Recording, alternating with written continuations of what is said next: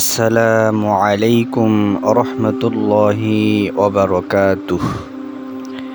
বিপদে পড়লে যে দোয়াটি রাসূল সাল্লাল্লাহু আলাইহি ওয়াসাল্লাম আমাদেরকে পড়তে বলেছেন, সে দোয়াটি হলো ইন্না লিল্লাহি ওয়া ইন্না ইলাইহি রাজিউন। আল্লাহুম্মা ইনদাকা আহতাসিবু মুসিবাতি ফাজুরনি ফিহা ওয়া আবদিলনি মিনহা খৈরন। অর্থ: নিশ্চয়ই আমরা আল্লাহর বান্দা এবং তারই কাছে ফিরে যাব। হে আল্লাহ, আমি আপনার দরবারে আমার এই বিপদ পেশ করছি। আপনি আমাকে এই বিপদে প্রতিদান দান করুন, বিনিময়ে তার চেয়ে উত্তম নিয়ামত দান করুন।